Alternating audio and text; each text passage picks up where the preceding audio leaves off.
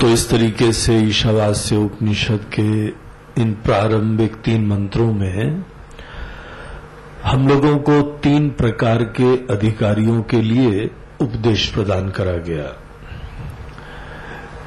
जिन लोगों का मन सात्विक हो गया है, शुद्ध है, निर्मल है, ऐसे व्यक्ति के लिए जो उपदेश है, जो यहां उसके लिए ज्ञान का स्वरूप है, वो यही है कि चारों तरफ वह एक दिव्य सत्ता का ज्ञान प्राप्त करे।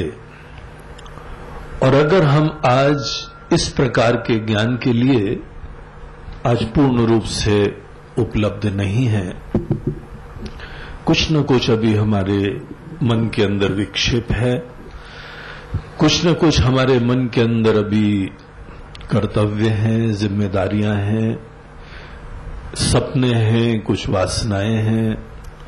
तो बोलते हैं कोई बात नहीं, ये हर व्यक्ति की एक समय ऐसी अवस्था हुआ करती है, इसमें कोई बहुत ही विचित्र बात नहीं है। लेकिन ऐसे लोगों की साधना अलग है, उसकी प्राथमिकताएं अलग हैं। यद्यपि वो दूसरा ज्ञान प्राप्त कर ले, लेकिन वो ज्ञान अभी उसको आशीर्वाद नहीं देने वाला है, उसके हृदय में भी नहीं बैठता है, वो उसके लिए ये सब शब्द मात्र रहेगा। ऐसे व्यक्ति के लिए जो प्राथमिकता है वो अपने कर्म में अच्छी तरीके से फोकस करना है।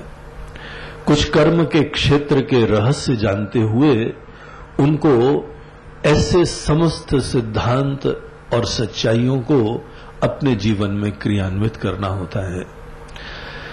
जो व्यक्ति अगर अच्छी तरीके से कर्म भी करने लगता है, वो व्यक्ति अपने ही मन को निर्मल करना और अपनी स्वतंत्रता की प्राप्ति की यात्रा पे अग्रसर हो जाता है। इसीलिए ऐसे व्यक्ति को बस उपदेश अलग प्रकार का देना चाहिए। मात्र यही चीज हम लोग मैकेनिकली रिपीट करते रहें कि बस चारों तरफ भगवान है, तुम भी वही हो, वो भी चारों तरफ वही है, तो ये बात जो है अनेकों लोगों को समझ में आती नहीं है। बहुत बेचारा भूखा है तो बोले तुम ही वो खाना हो, तुमको क्या खाना? अरे महाराज जी भूख लगी हमको। नहीं, जो तुम खाना चाहते हो वही तुम हो, तात्विक रूप से वही। अरे तात्विक रूप से होंगे लेकिन पेट तो भरे। अब ऐसा व्यक्ति जिसके अंदर इतनी स्पष्टता से अपने बारे में कुछ धारणा है और अपने से पृथक किसी न किसी चीज के महत्व के बारे में निश्चय है। यहाँ पे युवा लोग हैं, उनके सामने ये दुनिया की कितनी संभावनाएं हैं। यहाँ अनेकों प्रकार के फील्ड में वो लोग मेहनत कर सकते हैं, अचीव कर सकते हैं, एंजॉय कर सकते हैं। वो एक ऐसा स्टेट ऑफ माइंड रहता है जहां पे हम अगर चाहें भी उनको रोकने के लिए तो वो लक्ष्य से अलग नहीं होंगे, हमसे ही अलग हो जाएंगे। ऐसे लोगों के उपदेश के लिए अनुपलब्ध हो जाएंगे, न कि वो अपने लक्ष्यों से विरत होने वाले हैं। इसीलिए इस सच्चाई को उनके मोह की, उनके फैसिनेशन की, उनके अपने ही बारे में आइडेंटिटी, इंडिविजुअलिटी की वो इतना ज्यादा उसका जो दृढ़ता है, नोशन की स्ट्रेंथ है, उसको रियलाइज करके यही सुंदर चीज होती है, यही उचित होती है कि अभी इनको जीवन को थोड़ा सा देखना है। और ये दुनिया परमात्मा ने ऐसी बनाई है कि कोई चिंता मत करना। अगर कोई भी व्यक्ति कर्म के क्षेत्र में जाता है, वो व्यक्ति अपने आप अनेकों चीजों को रियलाइज करके यहीं आएगा। जब तक हमने कोई चीज प्राप्त नहीं करी है तब तक ही तो महत्व रहता है ना। जहां प्राप्त कर लेते हैं बोलते हैं बस इतना ही। पहाड़ की चोटी पे नहीं गए थे तब तक लगा कि बहुत कुछ होगा, वहां जाने के बाद पता लगता है बस ऐसे ही नजारा दिखता है, बस ऐसे ही। जो हमारे मन के अंदर अनेकों कल्पनाएं होती हैं वो चीज खत्म होने लगती है। इसीलिए दुनिया को देखना, अनेकों चीजों को निकटता से अनुभव करना, इसमें कोई बहुत बड़ा प्रॉब्लम नहीं होता है। ये दुनिया भगवान ने ऐसा बनाई है कि आप कहीं पर भी जाइए, शीघ्र ही विरक्त होकर वापस आएंगे आप। विरक्ति ही मैच्योरिटी का लक्षण होता है।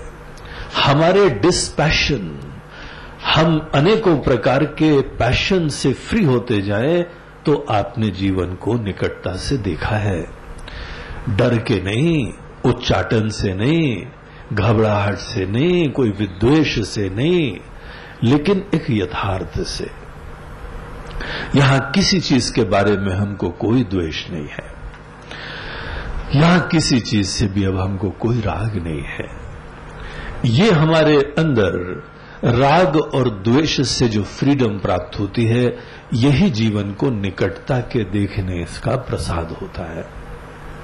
सब अच्छा है, जिसके लिए जो है सब कोई हर्जा नहीं है, लेकिन हमको नहीं चाहिए अब ये सब चीजें। तो इस तरीके से कर्म के क्षेत्र में मनुष्य को जाना चाहिए। गीता के 12th चैप्टर में आप लोग देखेंगे, इस पॉइंट को भगवान बहुत अच्छी तरीके से रिवील करते हैं। बोलते हैं जो दृष्ट है उसको हैंडल करना पहले सीखो। अदृष्ट की तरफ, यद्यपि परमात्मा का एक अव्यक्त रूप है, अदृष्ट रूप है, ये सब सही बात है, इसमें कोई गलत नहीं है। जो अदृष्ट है वही अविनाशी है, दृष्ट तो सदैव नश्वर होता है। जो दिख रहा है वो तो हमारी नजरों के सामने परिवर्तित होता है, खत्म हो जाता है। तो यद्यपि अदृष्ट शाश्वत है, नित्य है, लेकिन जो दृष्ट है उसकी उपेक्षा मत करना। दृष्ट तुम्हारी सेवा के लिए होता है, दृष्ट अनेकों प्रकार की शिक्षा के लिए होता है, दृष्ट यहां पे परमात्मा के अस्तित्व को जानने के लिए होता है। दृष्ट अपने आप में तो नश्वर है, लेकिन ये नश्वर चीज हमको कितनी बढ़िया चीज बता के जाती है, कलाकार का परिचय। और फिर जो जानने वाला वो ये गीत गाने लगता है, वो कौन चित्रकार है? चित्र को तो देखा आपने, चित्र तो बनाया हुआ है, लेकिन चित्र को बनाने वाले के बारे में निश्चय तो यही चित्र को देखने के द्वारा आता है। तो यहां पे ईश्वर का अस्तित्व का निश्चय होता है, यहां पे अनेकों प्रकार के मोह भंग होते हैं, अभिमान चूर होते हैं। दुनिया का ऐसी रीति होती है कि आप किसी चीज का अभिमान रखो ना, भगवान चूर करके छोड़ेंगे। अभिमान जो है किसी भी व्यक्ति का कैसा होगा, शीघ्र ही थोड़े समय बाद चूर हो जाएगा। हर रावण को भी खत्म करने के लिए कोई ना कोई राम आ जाते हैं। हर सद्दाम को खत्म करने के लिए कोई ना कोई बुश आ जाते हैं। वो बेचारा कहीं पर भी गुफा में और टनल में छुपे जाके मिस्टर बुश पहुंच जाते हैं वहां पे। यहां पे हर व्यक्ति जो बड़ी हवा में है, उसकी हवा को पंचर करने की पर्याप्त व्यवस्थाएं विद्यमान है। इसीलिए सच्चाई, बुद्धिमत्ता इसी में है कि वो कला सीखो कि बगैर हवा के जियो। बगैर हवा के जियोगे तो तुम कुछ सीखते रहोगे।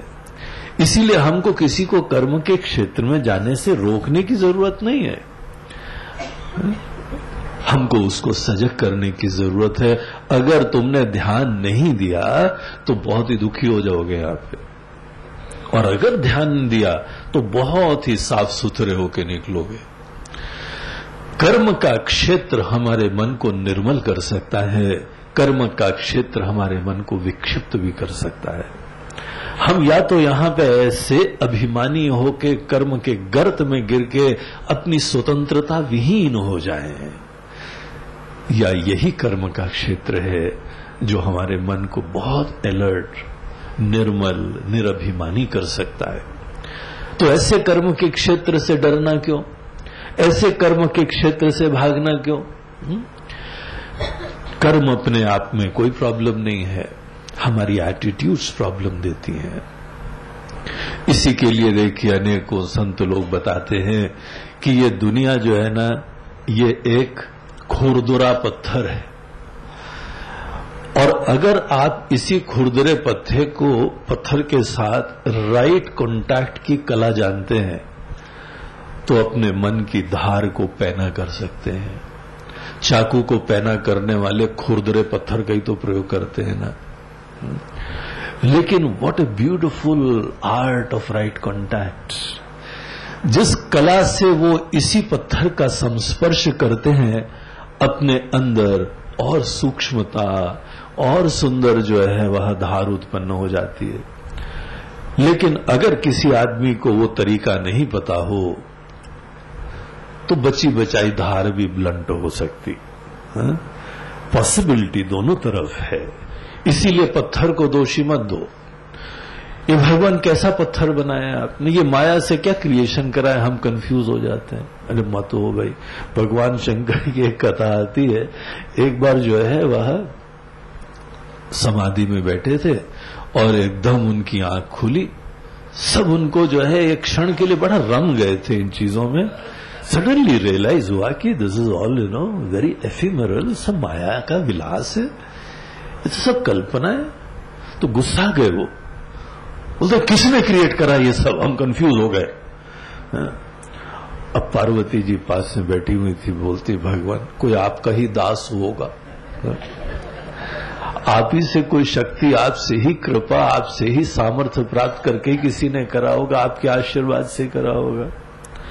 नहीं वो तो ठीक है, लेकिन हमको क्यों कंफ्यूज करवा दिया। बोलते मत होइए आप, दैट इज योर फ्रीडम। आप कंफ्यूज हो ना हो ये बाकी लोगों पे थोड़ी डिपेंड करता है, वो आपकी फ्रीडम है। आप पिक्चर देखिए, उसके उपरांत आप भूल जाइए और दुखी हो तो दैट इज योर डिस्क्रिशन। इसे पिक्चर वाले का क्या लेना देना। ये हमारे ऊपर है कि हम विवेक से युक्त रहें और दुनिया को देखें। दुनिया बहुत बड़ा आशीर्वाद है, और जब परमात्मा ने खुद बनाई है तो कैसे नहीं हो। जब सर्वज्ञ सर्वशक्तिमान करुणा निधान ने ये दुनिया बनाई है, हर चीज अनुपम है, यहां पे अद्भुत है, वन विदाउट अ सेकेंड। ऐसी जब सृष्टि बनाई है और इतना अद्भुत प्रकार का यहां पे देखिए हर चीज का अमेजिंग कनेक्टिविटी एंड इंटरडिपेंडेंस, आश्चर्य लगता है, इतनी अद्भुत दुनिया बनाई है। और केवल आपस में ही फिजिकल कनेक्टिविटी नहीं, आपको यह संदेश देती है, आपको शिक्षा देती है, आपको विवेक देती है, आपको वैराग्य देती है। ये दुनिया हमको जो है वैराग्य देता है, मैच्योरिटी देती है। इसीलिए कोई व्यक्ति अगर कर्म के क्षेत्र में जा रहा हो, उसको रोकना नहीं, उसको बोलना आपकी यात्रा मंगलमय रहे, भगवान आपके साथ में रहे। निश्चित रूप से अगर परमात्मा का हाथ छोड़ा, यहां पे कहीं पे जो है विवेक की प्रक्रिया, प्रबुद्धता का प्रार्थना, इस चीज को छोड़ा तो फिर दुखी हो गए। फिर तुम अभिमानी होके जीने की भी पॉसिबिलिटी रखते हो, लेकिन उसके उपरांत पीड़ा की श्रृंखला प्रारंभ होगी। यहां जो जीता है सब दुखी होते हैं, ऐसा मत समझना। ये मत चिंता करो कि जल्दी से हम कर्म से निवृत्त हों, जल्दी से दुनिया से फ्री हो हम। फिर तुम अभी उतने विवेकी और प्रबुद्ध नहीं हो।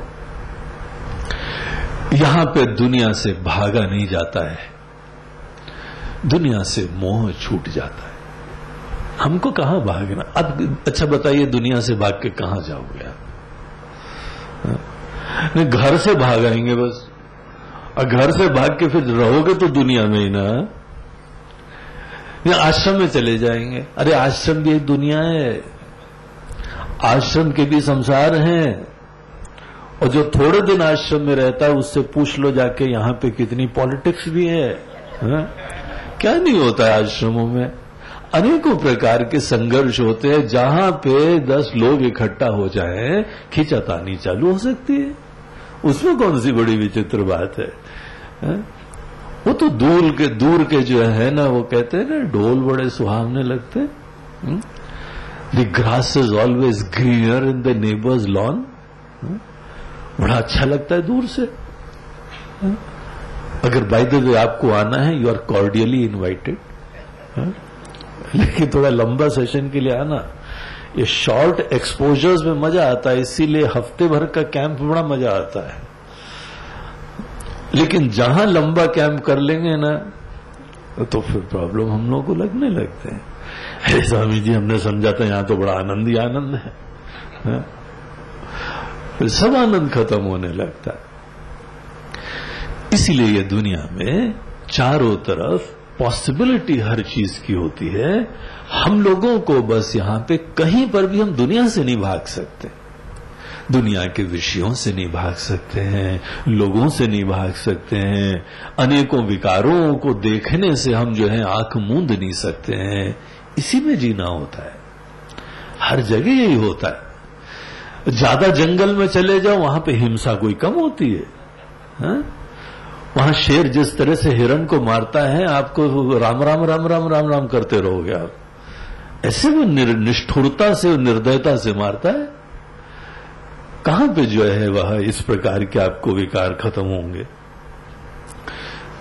गुफा में चले जाओगे, फिर वहां तो दिखेगा ही नहीं कुछ। आपको पता है पाताल से ही नाग लोक से आते हैं। नाग जो है ना पाताल लोक से ही आते हैं। बिच्छू भी वहां मिलेंगे। आप सोचते हो गड्ढे के अंदर घुसने से वहां पे बहुत ही जो एयर कंडीशनड होता है मामला। गर्मी ज्यादा है, कीड़े मकोड़े ज्यादा हैं, शुद्ध हवा नहीं है, फंगस और वो सब प्रॉब्लम होते हैं। जब तक नहीं देखो तब तक सब लगता है कि बड़ा अच्छा है। कहीं पर भी दुनिया से भाग के नहीं जा सकते हो। यहां पर दुनिया में हमको प्रबुद्ध होके जीने की ही मात्र कला का विकल्प होता है। इसीलिए जिस समय आदमी अभी ज्ञान के लिए रेडी नहीं हो, उसको बोलो कोई बात नहीं, अभी बैठो मत, चिंता मत करो, कर्म के क्षेत्र में जाओ। यही गीता में भगवान ने अर्जुन को बताया। अर्जुन अभी रेडी नहीं था, उसको बोला नहीं अर्जुन, अगर तुम हमसे पूछते हो, you are not yet ready.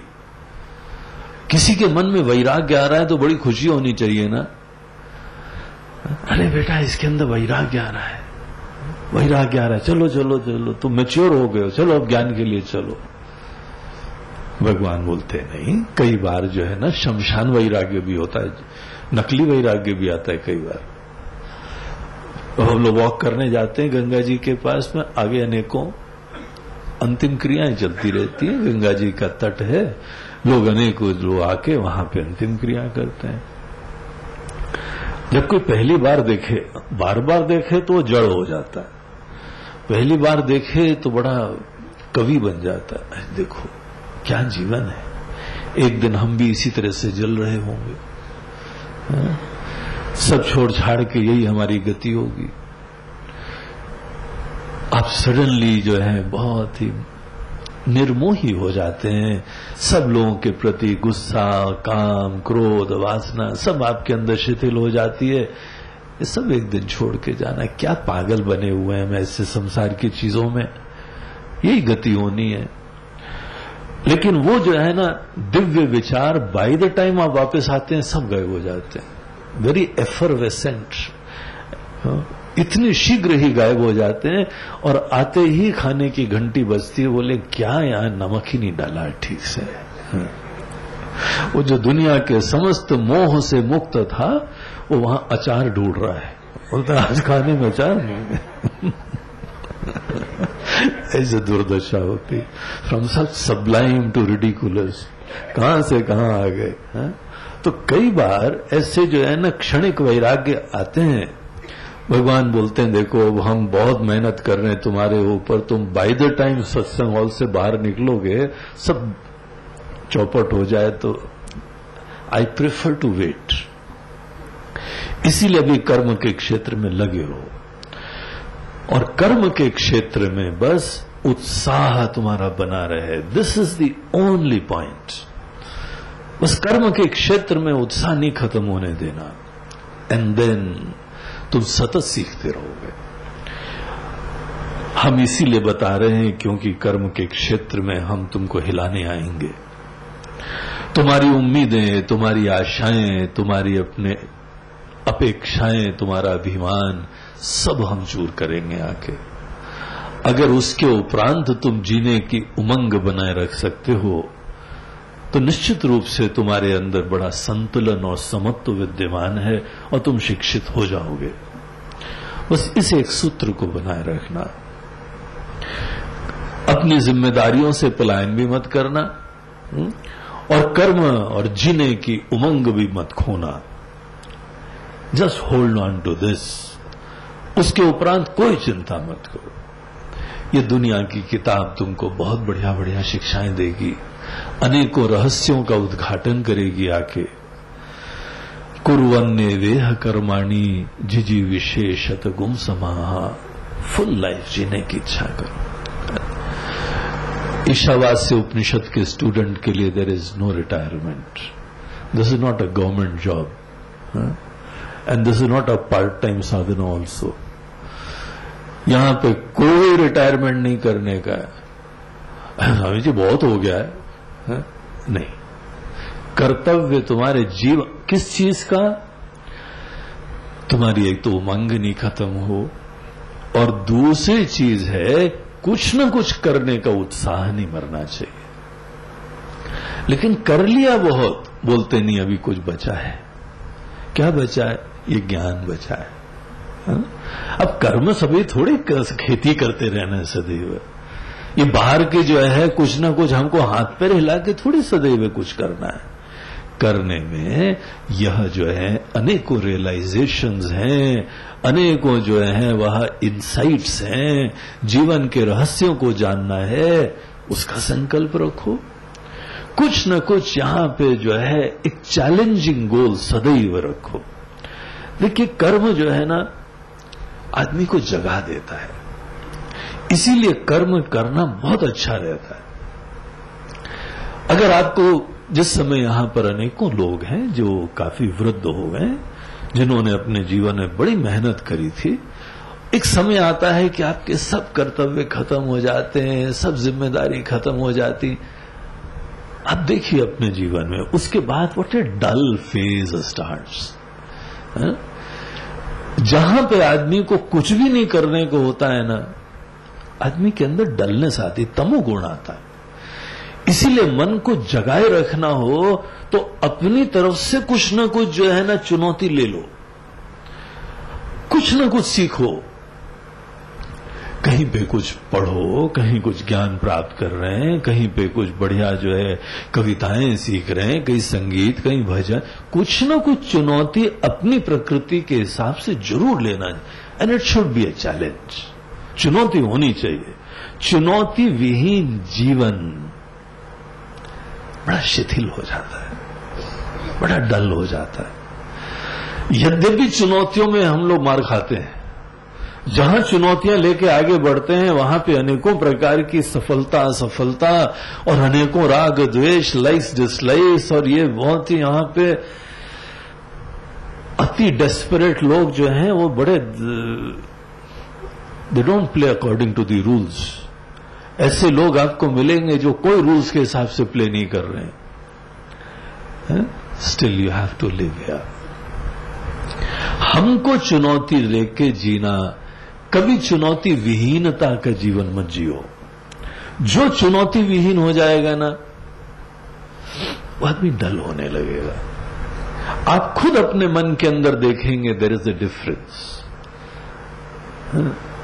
अंधकार बढ़ने लगता है। तो कुछ न कुछ सीखो। भले अपने वहां बच्चों को बैठा के बोलो बेटा ये मोबाइल चलाना सिखाओ जरा। अब कई बार हम लोग मोबाइल ले आते हैं फिर बंद करना नहीं आता है।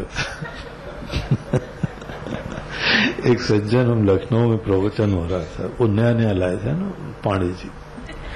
अब वो जो है ना मोबाइल बजा, अब उन्होंने उसको ऐसे बरैया की तरह से दूर, अरे तो वो दूसरे पे गोदी में फेंक दिया, बंद करो, बंद ही नहीं हो रहा। अब ले तो आए, या बोलता अरे गुरुजी वो बच्चे ने दे दिया था लाके कि बाबूजी इसको पास ही रखिएगा, आपको काम आएगा, कभी सुख दुख हो जाए तो। अब पता नहीं कैसे बंद करते हैं, तो बेचारे सब बटन दबा रहे हैं। ये छोटी छोटी चीजें में बड़ा सीखना पड़ता है भैया।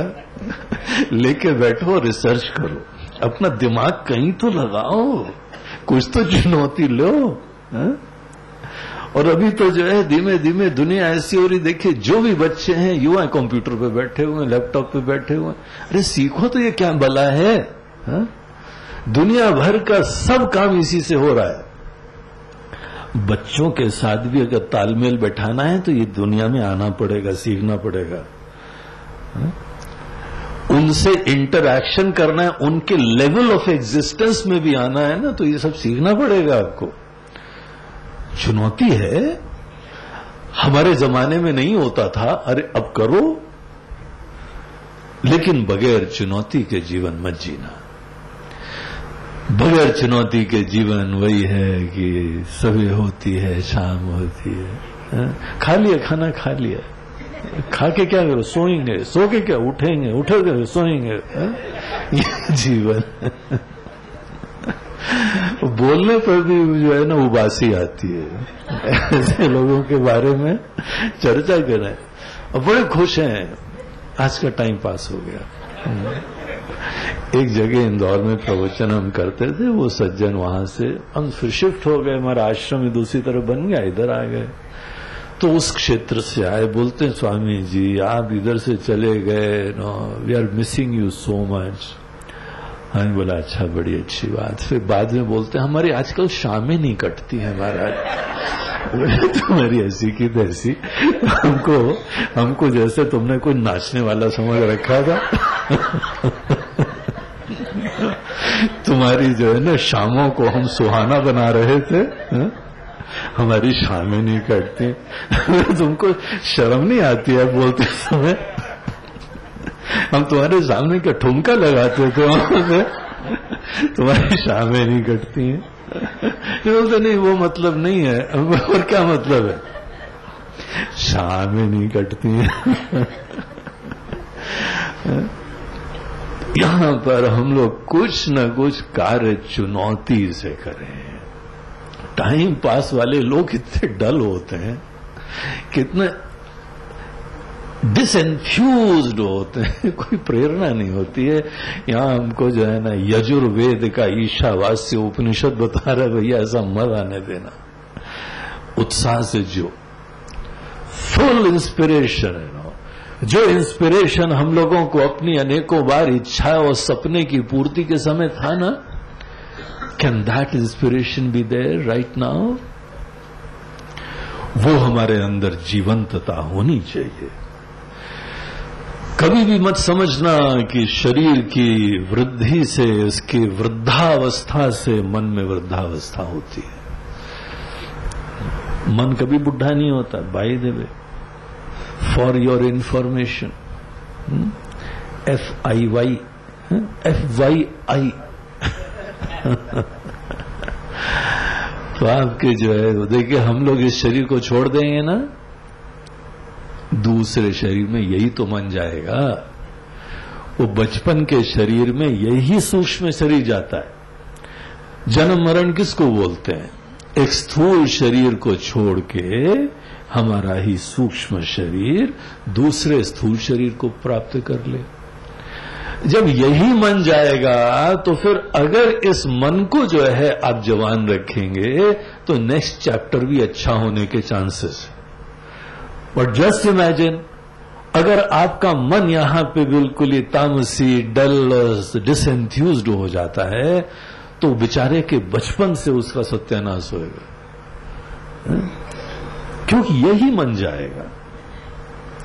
इसीलिए मन को अंतिम समय तक जवान रखो और बेगम अख्तर की वो गजल गाओ, अभी भी मैं जवान हूं। आप अंदर से जवान हैं, इस चीज को कभी मत भूलो, ये बात सही है। कभी बुढ़ापा अपने अंदर नहीं आने दो। हमारे अपने गुरुजी थे, उनका शरीर ऐसा जो है अनेकों जगह से पीठ में प्रॉब्लम और इधर प्रॉब्लम और ये हार्ट प्रॉब्लम और डायबिटीज प्रॉब्लम और बाईपास हो चुके हैं, एक बार नहीं दो बार हो चुके हैं, सब इतनी बार हो गए। लेकिन जहां वो प्रवचन देना चालू करते थे ऐसा लगता था कि हम यंगस्टर्स बुढ़े हैं और वो बुढ़े आदमी जवान है। ऐसी जीवंतता, ऐसा उत्साह, ऐसा उमंग, लगता है कि मन जो है ना इतना जगा हुआ है। ये मन को कभी भी जो है ना डल नहीं होने देना चाहिए। यही सूत्र है, कुर्वन्ने वेह कर्माणि जिजीविषेत्। अंतिम समय तक आपका उत्साह, उमंग, निश्चिंतता, प्रसन्नता बनी रहे और जो चुनौतियां आती हैं face them and deal with them, कोई चिंता नहीं हो। ये कर्म करने का जो जीवन है, ये सिद्धांत है, वो ही आपको निर्मल कर देगा। आपके जीवन में बहुत बढ़िया बढ़िया शिक्षा आएगी। और जो व्यक्ति अगर ऐसा नहीं करता है तो तीसरे मंत्र में उसका परिचय देके बताया कि ये लोग तो असुर्या नाम ते लोकात् तांस्ते प्रेत्याभिगच्छन्ति अंधेन तमसावृताः। ये अंधकारमय असुर्या नाम लोक को ये लोग प्राप्त होंगे, जहां पे केवल बाहरी अंधकार नहीं, हमारे मन का भी अंधकार है। डल माइंड, जड़ मन। तो हमारी जड़ता हमारे वजह से खुद उत्पन्न होती है। जड़ता कभी बाहर से नहीं आती है, जड़ता दुनिया से नहीं आती है, जड़ता लोगों से नहीं आती है, जड़ता समाज से नहीं आती है, परिवार से नहीं आती है, किसी चीज से जड़ता नहीं आती, ये केवल हमारे वजह से आती है। हमको लगता है कि नहीं बाहर से दुनिया से आ जाती है, दुनिया में ऐसे ही है तो हम उसी रंग में रंग गए महाराज। बोलते हैं ऐसा कुछ नहीं आवश्यक है, जो भी है इसी दुनिया का ही होता है। हर ज्ञानी भी इसी दुनिया का ही होता है। इसीलिए आपके लिए कोई आवश्यकता नहीं है कि आपके परिवेश में, आपके चारों तरफ अगर कोई नासमझ लोग हैं। लंका में सभी तो राक्षस थे, विभीषण कैसे टिक पाए वहां पे? वहां पर भी कोई भगवान का भक्त होके जी सकता है अगर उसके अंदर खुद प्रेरणा हो। यह आवश्यक कभी नहीं होता है कि हम परिवेश से सदैव रंग जाएं। फिर आपकी स्वतंत्रता क्या है? मनुष्य की स्वतंत्रता ही संदिग्ध हो जाए अगर वो कठपुतली की तरीके से बाहर से नचाया जाए। हम स्वतंत्र कहे जाते हैं। देवता लोग भी मनुष्य योनि के लिए प्रार्थना करते हैं क्योंकि ये स्वतंत्रता का सामर्थ्य है यहां पे। इसीलिए कभी चिंता मत करो कि हमारे चारों तरफ वातावरण ऐसा, हमारा जी कैसा करें हम। इसीलिए तो हम लोग को बताया जाता है कि देखो सुंदरकांड की सुंदरता इसी में है कि राक्षसों के बीच में रह के कैसे भजन करना चाहिए। ऐसे विभीषण की चर्चा है वहां पे। कैसे अनेकों प्रकार की विषम परिस्थितियों में विजय प्राप्त करना चाहिए, ऐसे हनुमान जी की लीला है वहां पर। तो ऐसे लोगों से हम उचित शिक्षा लेते हुए अपने अंदर ये जड़ता न आने दे। हम ईश्वर के सेवक बन के कैसे जीते रहें, ये सब शिक्षाएं हमको उससे प्राप्त होती हैं। और अगर ये नहीं होने दिया, अगर तुम हार गए, अगर तुम थक गए, अगर तुम निरुत्साहित हो गए, तो केवल यही मुसीबत नहीं होती है, यहां बोझा बनते हो। तुमको पता है ऐसे लोग बोझा होते हैं। सब लोग बोलते हैं कैंप जा रहे हैं, जरूर जाइए, रिजर्वेशन करा दिया हमने, जाओ जल्दी। कितने दिन तक जा रहे हो? हफ्ता भर, बस हफ्ते भर तक नहीं, उसके बाद थोड़ा तीर्थ भी करके आ जाना, जरा टरो थोड़े दिन तक। वो सीधे ऐसे नहीं बोलते हैं, लेकिन वो बहुत ही ज्यादा खुश हो गए हैं कि हम जा रहे हैं। अरे ये तुमको को ज्यादा ही खुशी हो रही है हम जा रहे हैं। उसने थोड़े दिन शांति से रहेंगे। जो आदमी बहुत थका हुआ, डल, डिसेंट्री, बोझ ही तो बन जाता है ना वो सबके लिए। लेकिन जो स्वावलंबी है, जो उत्साही है, बोलते हैं अरे आप कहीं नहीं जाइए, आप यहीं आइए भाई, आप रहते हैं तो हम लोगों को एक आशा की किरण बनी रहती है। हम थक जाते हैं, हम हार जाते हैं, लेकिन आप आ जाते हैं, बहुत अच्छा लगता है। इसीलिए जो आदमी थका हुआ है ना, सबके लिए बोझा होता है। और यहां पर देखिए क्या बात बताते हैं, उपनिषद हमको क्या बोल रहे हैं, बोलते हैं पता है इन लोगों का क्या प्रॉब्लम है? इन लोगों का इतना भयंकर प्रॉब्लम है कि ये सदैव जो है आत्महनः जनाः, ये आत्महत्या कर रहे हैं। आत्महत्या का दोष, आत्महत्या की पीड़ा, आत्महत्या का पाप इनके ऊपर लग रहा है। तुमको पता है? अभी मरे कहां है भाई, आत्महत्या कहां कर रहे हैं? बोलते कसर क्या बची है तो बताओ। अगर इसको मरा नहीं बोलते हैं तो किसको मरा बोलते हैं? वास्तविक आत्महत्या को यहां समझाते हुए शंकराचार्य जी भाष्य में बोलते हैं कि जो व्यक्ति अपना तिरस्कार करता है वही आत्महत्या करता है। देखो, जो जैसा है उसको वैसा न समझते हुए उसको निकृष्ट समझना, ये उसको मारने जैसा होता है। अन्यथा दर्शन, अन्यथा ज्ञान, यही आत्महत्या होती है। आपके हृदय में परमात्मा खुद विद्यमान है और आप अपने आप को मरा हुआ देख रहे हैं, डल देख रहे हैं। इससे बड़ा अपमान क्या होगा? आप अपने आप को छोटा देख रहे हैं, नश्वर देख रहे हैं, दीन देख रहे हैं, हीन देख रहे हैं, असमर्थ देख रहे हैं, अल्प देख रहे हैं। कौन कौन से नाम आपने, सहस्र नाम की कोई कसर छोड़ी है क्या? You name it, I have it. सब प्रकार की दुर्दशा हमारे अंदर विद्यमान है। हम तो ऐसे हैं, लेकिन भगवान जो भी हैं आपके हैं। उसके उपरांत हम बोलते हैं भगवान आप ही के हैं। बोलते हैं ठीक है हमारे हैं तो हमारी बात मानना। अब नहीं, हम सब बात नहीं मानेंगे आपकी, लेकिन हम आप ही के। वैसे तो हम समर्पित हैं, लेकिन ऐसे नहीं समर्पित हैं। वैसे तो आप अच्छे लगते हैं, लेकिन सब बात नहीं मानेंगे, जो पसंद आएगी मानेंगे। अगर हम पूरा शरणागत भी हो जाते हैं तो सब अभिमान वो हट जाता है, सब चिंता हट जाती। इसीलिए तो कई बार अब ये सब बातें बोलते हैं ना, अजगर करे ना चाकरी वाला। दरअसल ये पूर्ण शरणागति की प्रेरणा होती है। हमको वहां पे पूर्ण निरभिमानता बताई जाती है, निष्क्रियता नहीं बताई जाती है। जो हमारे अंदर अभिमान है उसको हम करेंगे, हम करेंगे, हम करेंगे, इसका निषेध करा जाता है।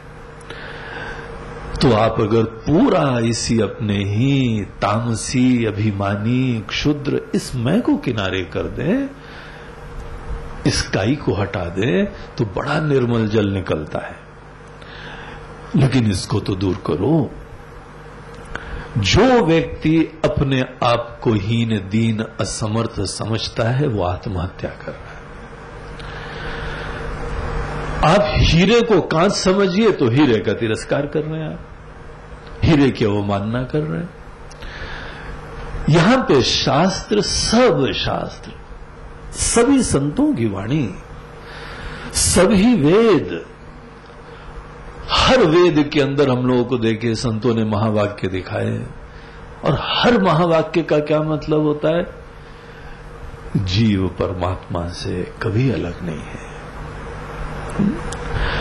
हर हमको वाक्य बता रहा है कि देखिए आप अपने आप को छोटा समझ रहे हैं, जीव समझ रहे हैं, ये झूठी बात है। इस कल्पना को बाधित करो। तत्त्वमसि, आप कुछ और हैं, ये सपना खत्म करो। और हम ऐसी चीज को किनारे करके अपने आप को दीनहीन समझें, असमर्थ समझें, आप आत्महत्या कर रहे हैं। देखिए, बाकी अनेकों प्रकार के कई बार हम लोग गलत काम कर लेते हैं ना, उसका प्रायश्चित भी होता है। प्रायश्चित कर्म कई बार हमने जाने अनजाने किसी को कोई दुख दे दिया, पीड़ा दे दी, सब चीजों का प्रायश्चित कर्म होता है। लेकिन आत्महत्या का कोई प्रायश्चित कर्म नहीं बताया गया है। अर्थात इसका आप कोई निदान भी नहीं कर सकते। You have to suffer silently.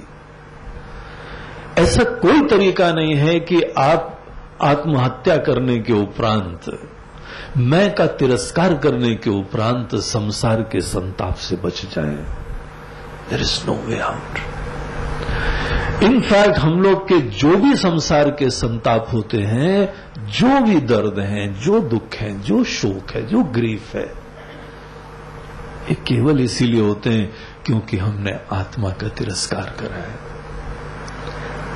कैसी कैसी फनी आइडियाज अपने बारे में उल्टे सीधे रखते हैं। There is no validity about it. ऐसे नोशंस अपने अंदर रख के वी कीप ऑन सफरिंग। और अगर हम अपने ही बारे में ये डलनेस को आने देते हैं, ये तमोगुण जनित अज्ञान को आच्छादित होने देते हैं, तो I am in for a terrible time. इसीलिए जग जाओ भी। यहां पे अगर हमारा मन थकने लगा है तो बहुत अलर्ट हो जाओ, आगे भी बहुत तुमको पीड़ा मिलने वाली है। यहां पे जितनी मिलती है ना, उससे ज्यादा मिलती आगे। नेक्स्ट लोक हम लोगों का सदैव होता है, ये समझ लो। इस लोक के बाद, मरने के बाद सदैव एक लोक होता है और उसके उपरांत अव्यक्त होता है। इस चीज को केवल कल्पना मत समझना, शास्त्रोक्त सिद्धांत है और इसके लिए युक्ति है, प्रमाण है। जैसे हम लोग जागृत के बाद स्वप्न में जाते हैं, स्वप्न के बाद सुषुप्ति में जाते हैं, तीन अवस्थाएं हैं ना। उसी प्रकार से इस दुनिया के बाद एक स्वप्न तुल्य लोक होता है और फिर एक सुषुप्ति तुल्य लोक होता है। स्वप्न तुल्य जो लोक होता है उसमें कुछ एक्सपीरियंसेस होते हैं और फिर उसके उपरांत सुषुप्ति तुल्य लोक होता है जहां पे टोटल सब चीजों का अभाव होता है। ये फैक्ट ऑफ लाइफ है और इसका ट्रेलर हमको हर दिन मिलता है। स्वप्न फिर सुषुप्ति।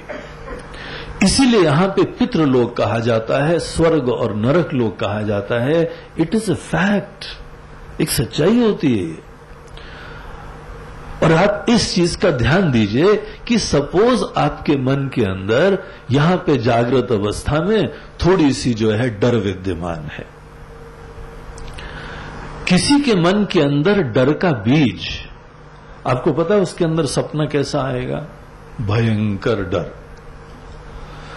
जो भी आपके अंदर सीड्स होते हैं उसका वहां पे मैग्निफिकेशन हो जाता है। एकदम उसी चीज को जो है इंटेंसली अनुभव करते हैं। अगर आपके मन के अंदर कहीं पे बहुत स्नेह है, प्रेम है, तो आपका ही सपना उसी चीज की एक एक्सट्रीम लिमिट्स तक आपको एक्सपीरियंस दिलाएगा। किसी के प्रति गुस्सा है तो आपके अंदर उस सपने में पूरा अपने दिल की गहराइयों तक गुस्सा निकाल सकते हैं आप, क्योंकि वहां पे कोई कॉन्स्ट्रेंट नहीं है। वहां हमारे अंदर किसी प्रकार के दमन की कोई आवश्यकता नहीं है। सपने में हमारी जो भी इमोशंस होती हैं उसकी इंटेंसिटी मल्टीप्लाई हो जाती, उसका एक्सपीरियंस सडनली बहुत मैग्नीफाई हो जाता है। इसीलिए अगर यहां पर आपको जो है ना जड़ता है, अगर शोक है, आगे क्या होने वाला है आप समझ लो। ऐसा चोकिंग एक्सपीरियंस होता है, ऐसा भयंकर घुटन वाली चीज होती है, इट्स अनबियरेबल। इसीलिए आप जो है ना बच जाओ। अगर ये मन में तमोगुण आ रहा है, डलनेस आ रही है, तो कुछ ना कुछ करो कि बच जाओ। आपकी भलाई के लिए हम बता रहे हैं। इतनी घुटन और इतनी पीड़ा का अनुभव होगा कि आप सोचते नहीं मरते तो ज्यादा अच्छा था। मरने के बाद आदमी के अंदर दर्द और उसकी पीड़ा का कोई इंतहा नहीं होती है। Just like any other experiences in our dreams. इसीलिए अगर भगवान के प्रति भक्ति भी है तो आपके अंदर भक्ति का बहुत बढ़िया अनुभव होने वाला है। अगर भगवान के प्रति जो है कोई सत्संग की रुचि है, सपना सत्संग आ जाएगा आपको। जैसी भी आपके मन में भावना है, इसीलिए शरीर छोड़ने से पहले ना जरा पॉजिटिव इमोशंस रख लेना, आगे के बढ़िया एक्सपीरियंसेस को एश्योर करने के लिए।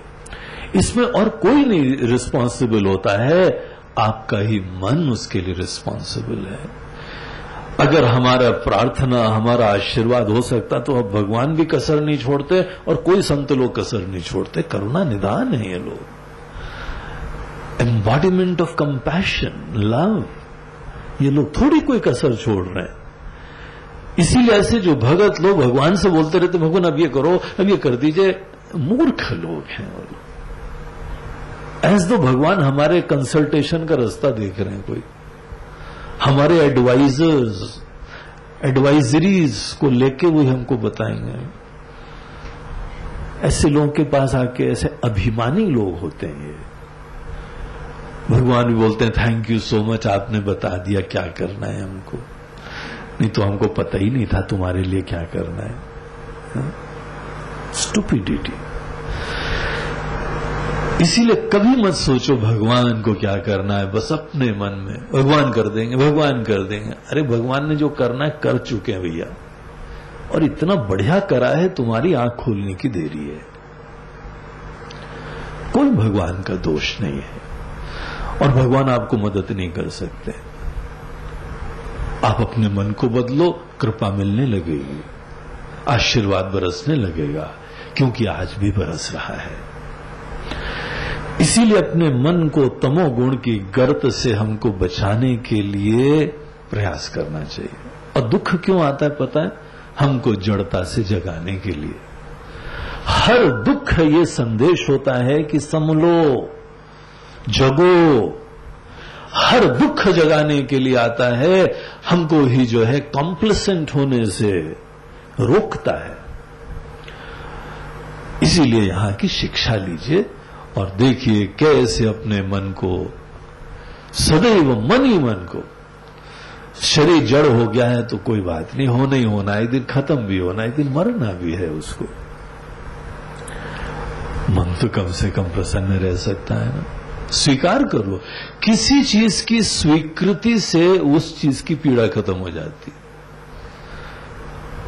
Look at the beauty of acceptance. जहां किसी चीज को स्वीकार कर लो, देयर आर नो रिएक्शंस। ये जो रिएक्शंस हैं कि नहीं ऐसा नहीं, ऐसा होना चाहिए, ऐसे नहीं, हमने स्वीकृति नहीं करी। स्वीकृति समस्या का समाधान ही जैसे हो जाती। इसीलिए जीवन की समस्त स्थितियों को स्वीकार करके मन को निर्विकार कर दीजिए और ऐसे मन में ईश्वर का, सत्य का, मन के रहस्य का, इसके बारे में सुंदर भावना उत्पन्न हो। भज गोविंदम नाम, वो जो उनका ग्रंथ है शंकराचार्य जी का, उसके अंदर वो यही बताते हैं। वृद्ध आदमी किसी चीज में लगा हुआ था, बोलते नहीं बेटा ऐसा नहीं है, इस चीज में मत टाइम वेस्ट करो, तुमको भी ज्ञान नहीं प्राप्त हुआ है, तुमने गलत अपना जीवन जिया है, अंतिम समय अगर कुछ करना है तो कुछ क्रिया नहीं करो, भाव अच्छा उत्पन्न करो। ईश्वर के बारे में केवल श्रद्धा रखो, भावना रखो, ये फाउंडेशन बन सकता है। भज गोविंदम, ईश्वर के प्रति वो भावना रखो और कुछ जो है वह चिंता मत करो। तो तामसी लोग अगर अपने आप को समय आते थोड़ा रोकते नहीं हैं तो बहुत डल हो जाते हैं, बड़ी दुर्दशा विचारों की हो जाती है, बहुत ही खराब लगता है। लेकिन कर क्या सकते हैं वो, क्योंकि उन्हीं का मन है। हर व्यक्ति अपने मन का राजा होता है, इसीलिए उसके मन को हैंडल करने के लिए he is the best competent person. हर व्यक्ति को अपने मन को हैंडल खुद करना होता है। अब बोले भगवान आप कर दीजिए। गुरुजी महाराज आप किस खेत की मूली है, आप कर दीजिए। अरे भैया कोई कांटा वांटा लगा होता तो निकाल देते हम, कांटा ही नहीं है और तुम जबरदस्ती कल्पना कर रहे हो कांटा, ये कल्पित कांटा कैसे निकाले हम? कल्पित कांटा केवल तुम ही निकाल सकते हो, और कौन निकाल सकता है? तो यहां पर ऐसे लोगों की दुर्दशा को एग्जेम्प्लीफाई करते हुए, इसको दर्शाते हुए श्रुति बोलती है कि इस चीज के बारे में सजग रहो कि ये जो अपनी हत्या सदैव करते रहते हैं, कम से कम अपने हृदय में परमात्मा विद्यमान है, आत्मा की तरीके से परमात्मा है, ये श्रद्धा भी रखना प्रारंभ करो, तुम्हारे अंदर सब जो है दोष खत्म होने लगेंगे। ये भयंकर पाप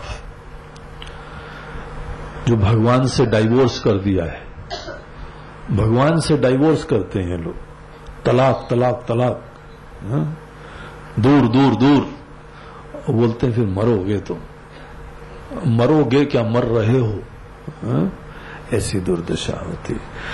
तो इस तरीके से ये 3 मंत्रों में ये चीज बताने के बाद हम लोगों को अब जो है वह विद्वान लोगों को, जो बुद्धिमान हैं, जो श्रद्धालु हैं, जो आत्मा के बारे में जिज्ञासा रखते हैं, ऐसे लोगों के बारे में आत्मा का जो कण कण में विद्यमान परमात्मा है, जो आपके हृदय में भी विद्यमान है, ऐसे परमात्मा को केवल श्रद्धा का विषय मत बनाओ, इनको ज्ञान का विषय बनाओ। श्रद्धा से भजन होता है लेकिन मुक्ति नहीं होती है। श्रद्धा ज्ञान के लिए प्रेरणा देती है, लेकिन श्रद्धा केवल अंधकार में रखी जाती है और ज्ञान ही प्रकाश लाता है। इसीलिए श्रद्धा की जो स्वाभाविक परिणति है ज्ञान, खुद जगो, इसकी प्रार्थना करो। अगर भगवान से प्रार्थना भी करनी है तो क्या करनी चाहिए? मुझको मुझसे मिला दो मेरे राम जी। नहीं, सब जानते भगवान, हम अपने बारे में भी जानते हैं, आपके बारे में जानते, बस हमने एक ही सोच रखा है, सीताराम सीताराम सीताराम कहिए, बस बोलते रहो। अरे कुछ जगो तो, ये सब जग चुके हैं भैया, सब जगे हुए हैं, आप क्या समझते हो? अनेकों को जगा भी चुके हैं। ऐसा अभिमान, ऐसी जो है मोह से युक्त, अपने इंफॉर्मेशन, अनेकों प्रकार का परोक्ष ज्ञान, उसके अभिमान से युक्त होके किसी प्रयास, किसी चेष्टा, किसी कर्म के अंदर लगे हुए, ऐसे लोगों को ज्ञान नहीं मिलता है। हमारी वो श्रद्धा जिसकी परिणति ज्ञान में होती है, साक्षात्कार में होती है, जो श्रद्धा आपको परमात्मा के साक्षात्कार के लिए प्रेरणा न दे, धिक्कार है उस श्रद्धा के ऊपर। जो श्रद्धा आपके पृथक अस्तित्व का निषेध न करे, जीव को खत्म न करे, वो श्रद्धा बंधनकारी श्रद्धा होती है। जीव का जीवत्व, आपका स्वतंत्र अस्तित्व नमक की ढेले की तरीके से पानी में गिर के खत्म हो जाए, ऐसे एक हो जाओ। ये गंगा मैया जाती है ना, गंगा सागर गए हो क्या? जो गंगा सागर गए हैं ना, कहा जाता है जीवन में एक बार तीर्थ करना चाहिए। वो बाकी तीर्थ बार बार, गंगा सागर एक बार गंगा सागर जो है जीवन में देखना चाहिए। क्या होता है वहां पे गंगा सागर? वहां कोई मंदिर वंदिर नहीं है। एक मंदिर जो है ना छोटा सा बना रखा होगा किसी ने, पंडे लोगों ने। बाकी वहां पे गंगा जी जाके सागर से मिल रही हैं और उसको संतों ने तीर्थ बताया है। बोलते हैं देखो ये ही जीवन की बहुत बड़ी सच्चाई उजागर कर रहा है। गंगा मैया बहुत बड़ी भक्त है, सागर की भक्त हैं, ऐसी द्रुत गति से प्रवाहित होती हैं, तेजी से। देखिए कभी भी खड़े रहो ना, बड़ी तेजी से बहती चली जा रही, जैसे कोई यात्री कहीं जा रहा है बड़ी जल्दी से। जरा रोकने की कोशिश करो, बोलो गंगा मैया थोड़ी देर रुक जाओ जरा, तोड़ के निकल जाएंगे। बांध बनाते बहुत बड़े बड़े, लेकिन उन इंजीनियरों को भी थोड़ा सा रास्ता देना पड़ता है, नहीं तो पानी रोक तो कोई नहीं सकता। कोई टनल बना के निकालना पड़ता है, बोलते हैं अच्छा नीचे से थोड़ा निकल जाओ भाई। आपको हम कैसे रोकें? इतना तीव्र गति से कोई बहता चला जा रहा है। छोटा मोटा पत्थर आता है तो छलांग मार के चली जाती है। स्वामी जी इस चीज को बहुत बढ़िया तरीके से ड्रामेटाइज करके बताते थे। बोलते हैं just she raises her sari a little bit and jumps. बोलते हैं उनको कौन रोके है? और अगर कोई ज्यादा बड़ा पत्थर वत्थर पहाड़ आ गया, बोलते हैं वो रास्ता दूसरा निकाली। रुकने का नाम ही निशान नहीं, आइडिया ड्रॉप कर दिया जाने का। महाराज जी चलना मोक्ष प्राप्त करना, अरे बड़े रगड़े हैं, छोड़ आइडिया। नॉट गंगा मैया। गंगा मैया के सामने पहाड़ खड़ा कर दो तो पहाड़ को द्वीप बनाने में देर नहीं लगेगी। दोनों एक धारा दाएं से एक धारा बाएं से निकल के फिर उनकी यात्रा को कोई नहीं रोक सकता है। और ऐसी ऊर्जा से जा रही हैं कि हम अपने घर की लाइटें जलाने के लिए बिजली उत्पादन कर लेंगे, लेकिन वो नहीं रुकने वाली है। ऐसा इंस्पायरिंग से भक्त हैं वो। नथिंग कैन डेटर हर। और ऐसा पवन पवित्र सबको जो है जीवन का पवित्र करती हुई, धन्य करती हुई, जहां से निकल जाएं लोग धन्य हो जाएं, ऐसी महान भक्त।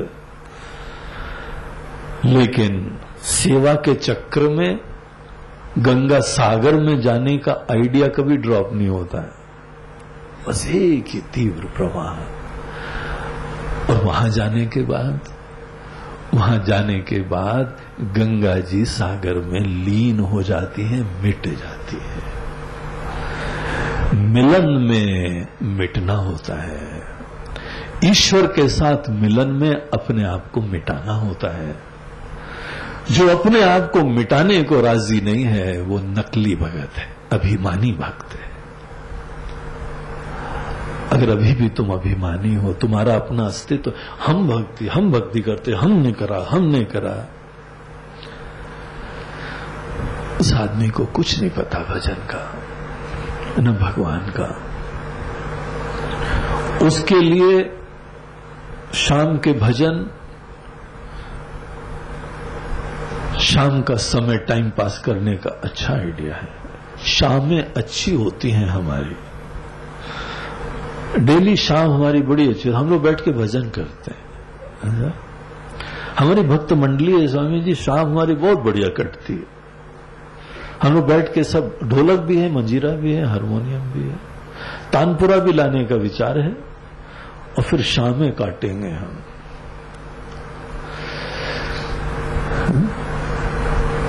मिटो, अपने आप को मिटाओ। जो करने वाला है ना वो ईश्वर में लीन हो जाए, मात्र यहां पे ईश्वर रह जाए, तब तुम्हारी भक्ति सार्थक होती। ये जो हमने अपना स्वतंत्र मैं बना रखा है, ये ज्ञान से दूर होता है, क्योंकि केवल कुछ मोह से टिका हुआ है।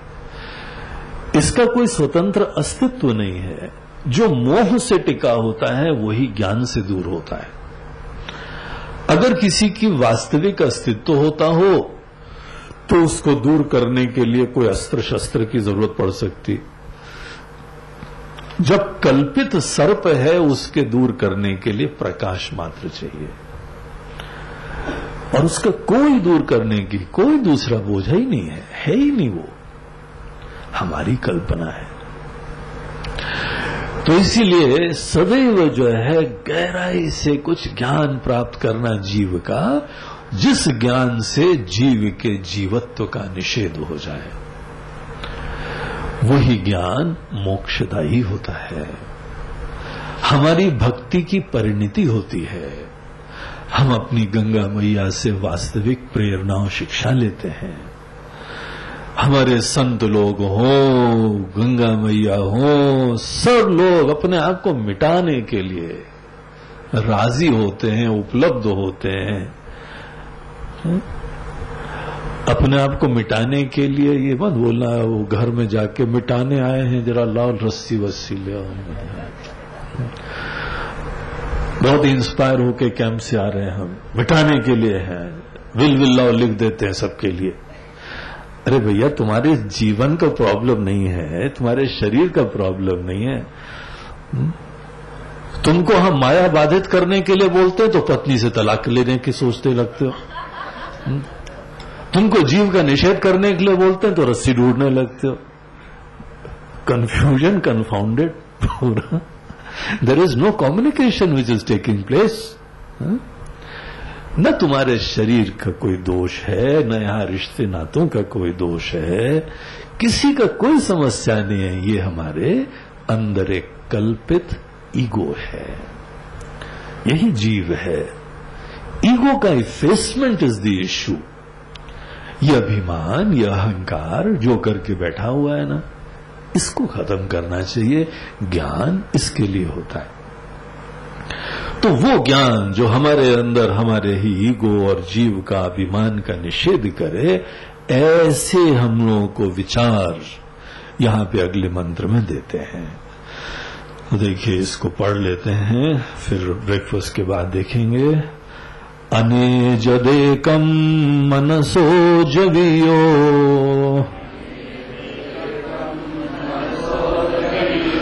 नैन देवा आप्नुवन् पूर्वमर्षत्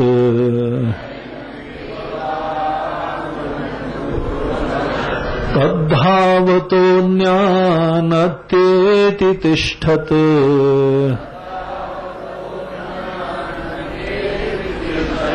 तस्मिन्नपो मातरिश्वा दधाति।